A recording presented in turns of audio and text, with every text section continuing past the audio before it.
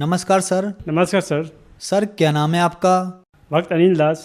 Sir कहाँ से हैं आप? बगैचा सर सीतामढ़ी जिला बेलसन थाना गांव दयानगर से है। सर संत रामपाल जी महाराज से नाम दीक्षा आपने कब ली? सर 2013-11 नवंबर को। संत रामपाल जी महाराज से नाम दीक्षा लेने से पहले आप क्या भक्ति साधनाएं करते थे?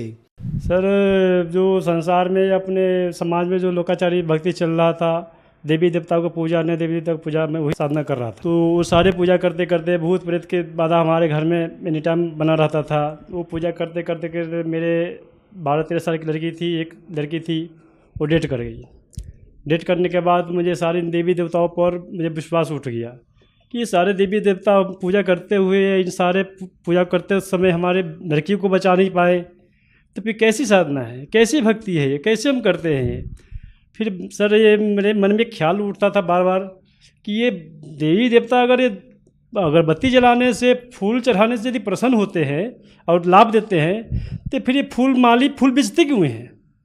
अगरबत्ती फैक्ट्री वाले अगरबत्ती बेचते क्यों हैं? वो तो बेचना ही नहीं चाहिए उनको। जब परमात्मा उनसे यदि प्रसन्न होते तो बेचते ही नहीं कोई। मेरे मन में बार बार ख्याल आता था बार बार। तो ऐसे करते करते करते करते मैं एक बार, मेरा धंधा जो है गोलगप्पे का है, गोलगप्पे में बेचता था। बेचते बेचते मैं चला गया किसी एक गाँव में। वहाँ पे एक शिव चर्चा चल रहा था हमारे गाँव में। शिव चर्चा का बहुत बड़ा प्रचलित है शिव चर्चा का। उसमें लोगों ने हमें पकड़ के ज़बरदस्ती उसमें जुड़वा दिया शिव चर्चा में। और शिव चर्चा में जुड़वाने के बाद मैं अपने गांव में आया, तो अपने गांव में एक संत रामपाल जी महाराज जी का एक शिष्य मिले और उन्होंने हमसे पूछा कि आप शिव चर्चा में जुड़े हैं? हाँ सर जुड़े तो हैं। तो आप बताइए ब्रह्मा विष्णु महेश जी के माता पिता कौन हैं? सर हम तो नहीं बता सकते हैं। तो उन्होंने बताया फिर आप जुड़े कैसे? हम कहे वहाँ पर गए थे बेचने के लिए, लोगों ने मुझे धरपकड़ के बना दिया, बन गए। तो बोले कि नहीं, आप पहले जानिए फिर मानिए। उनसे मेरा डिस्कस बराबर होता चला गया। तो उन्होंने ज्ञान का किताब हमको दिए लाकर, और उन किताब को पढ़े। सारी रात हम दोनों पढ़ते चले गए। उसमें अजीबो बात सब लिखा, अब मेरे अंदर चुभता चला गया। अष्टंगी क्या होता है, ब्रह्मा विष्णु महेश के माता पिता क्या होता है, सृष्टि रचना पारा भगत जी, मेरा तो कलेजा हिल गया। और उसमें दारू के बारे में जो लिखा हुआ था, मैं दारू बहुत पीता था और दारू पी के मैं अपने पत्नी को बहुत पीटता भी था। और दारू छोड़ने के लिए मैं जो है नशा मुक्ति केंद्र पर खुद चल के गया था नशा छुड़वाने के लिए। लेकिन वहाँ से 5 पुड़िया दिया था दारू छोड़ने के लिए।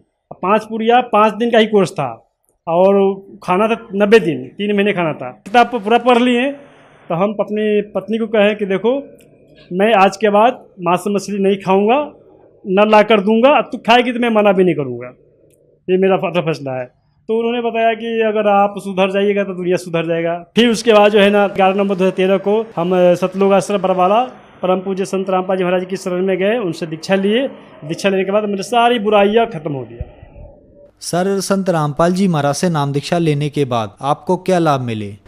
सर नाम दीक्षा लेने से पहले ही मैंने एक जो है ना परमात्मा से, संत रामपाल जी महाराज से विनती किया था। मेरे ज़मीन विवाद था गांव में, मेरे गांव में ज़मीन विवाद हो गया था।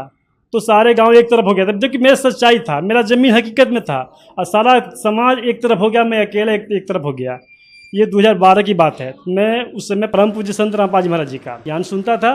तो उनसे मैं कहा, परमात्मा आप सच्चे परमात्मा हो तो आप जो है ये मैटर जो आप सुलझा दीजिए, मैं आपका दास बन जाऊँगा।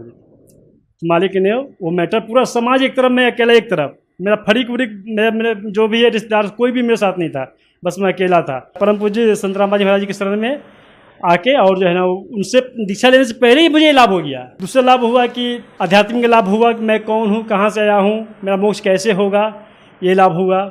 और तीसरा लाभ हुआ कि हमारी पत्नी को पीत की थैली में डॉक्टर ने 6 mm का पत्थर बता दिया था। ये रिपोर्ट है। और ये इतना मशहूर डॉक्टर है, ये डॉक्टर है, इनका नाम सब इसमें लिखा हुआ है और ये घेरा लगा रखा है इसमें, पीत की थैली का 6 mm का पत्थर बता रखा था। तो उन्होंने जांच के लिए लिखा, जब ये जांच से पहले बताया कि 6 mm का पत्थर है। और मेरे साथ में जितने भी पेशेंट को उन्होंने बताया था कि इस लक्षण का, उस सबको पत्थर निकला ही निकला। फिर हम अगर रिपोर्ट तैयार करवाए, तो रिपोर्ट तैयार करने के बाद हम टेंशन में पड़ गए कि हम तो दीक्षा लिए हुए हैं और मालिक संत रामपाल जी महाराज से, और मेरे ही अगर ऐसे होने लगे तो अन्य आदमी को क्या होगा। फिर जाके हम जांच करवाए। जांच करवाने के बाद रिपोर्ट लेके डॉक्टर के पास गए, तो फिर वहाँ पे नर्स कहती है कि अरे आपको तो एडमिट करना है, भर्ती करना है, आप कैसे ऐसे खड़े हो गए। हम कहे सर आप तो रिपोर्ट तो देखिए कम से कम, फिर हम आपको भर्ती भी करना करेंगे।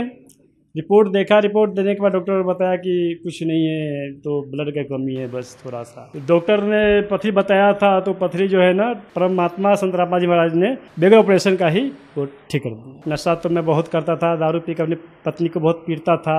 जो दीक्षा लेने के बाद परमात्मा संत रामपाल जी महाराज से दीक्षा लेने के बाद नशा भी छूट गया। सर, संत रामपाल जी महाराज से नाम दीक्षा लेने के बाद आपको बहुत सारे लाभ हुए। तो जो दर्शक आज आपको टीवी पर देख रहे हैं और वो दर्शक भी संत रामपाल जी महाराज से नाम दीक्षा लेना चाहते हैं, तो कैसे ले सकते हैं? सर, चैनल पर परम पूज्य संत रामपाल जी महाराज जी का सत्संग आता है, चेक पीली पट्टी आती है, उस पर सारे नंबर दिए गए होते हैं। उस नंबर पर फ़ोन करके अपने नज़दीकी नामदान सेंटर पर जाकर उनके नाम दीक्षा ले सकते हैं। धन्यवाद सर।